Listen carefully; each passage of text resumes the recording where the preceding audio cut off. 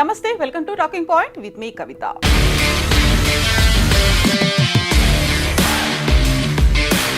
Busy లైఫ్లో ఏమాత్రం gap దొరికినా కొందరు ఎంజాయ్ చేయడానికి టూరిస్ట్ ప్లేస్లకి, అడ్వెంచరస్ రైడ్లకి వెళ్తుంటారు. వీలుని బట్టి దగ్గర ప్లేసెస్కి వెళ్ళాలా, లేకుంటే ఫుల్ ఎక్సైట్మెంట్ కావాలంటే దూరం వెళ్ళాలా అనుకుంటూ ప్లాన్ చేసుకుంటూ ఉంటారు. అయితే ఇప్పటికే కొన్ని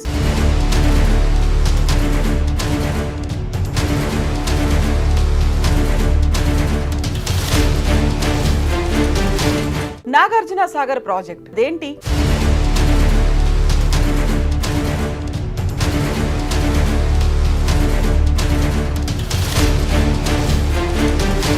నాగార్జున సాగర్ బ్యాక్ వాటర్ చుట్టూ దట్టమైన నల్లమల అడవులు, పక్షుల కిలకిలారావాలు మనసుకు ఉల్లాసాన్ని కలిగిస్తాయి. నిశ్శబ్ద ప్రకృతిలో ఆకాశాన్ని అందుకోవాలనుకునే ఎత్తైన పచ్చని కొండల్ని, నీలి జలాల్లో తన అందాన్ని చూసుకునే నీలాకాశాన్ని, ఆ పచ్చని కొండల్ని, తెల్లని మేఘాలను ప్రతిబింబిస్తూ నిశ్చలంగా కదులుతున్న కృష్ణమ్మ సౌందర్యాన్ని ఆస్వాదిస్తూ సాగే పడవ ప్రయాణం ఓ అద్భుతం. మధ్యలో పచ్చని ద్వీపాలు కనువిందు చేస్తాయి.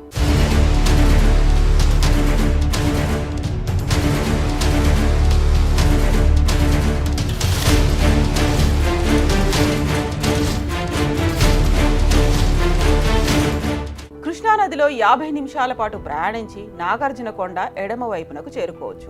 దీన్నే నందికొండ అంటారు. ఏటా ఇక్కడికి చేరుకునేందుకు పర్యాటకులు ఆసక్తి కనబరుస్తారు. బౌద్ధాన్ని ప్రపంచానికి పరిచయం చేసి నందికొండలో ఒక విశ్వవిద్యాలయాన్ని స్థాపించి ఆయుర్వేద వైద్యంతో చరిత్ర సృష్టించిన ఆచార్య నాగార్జునుడు నడయాడిన నేల అది.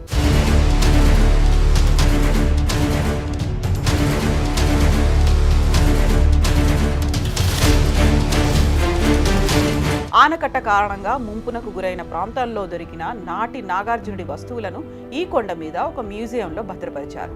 చుట్టూ నల్లమల కొండలు, వాటి మధ్యలో కృష్ణమ్మ ఒడిలో ప్రయాణం ఎంతో ఆహ్లాదాన్నిస్తుంది. సాయంత్రం కృష్ణానది మీదుగా మెల్లగా కిందకు దిగుతున్న సూర్యబింబాన్ని చూసేందుకు 2 కళ్ళు చాలవు.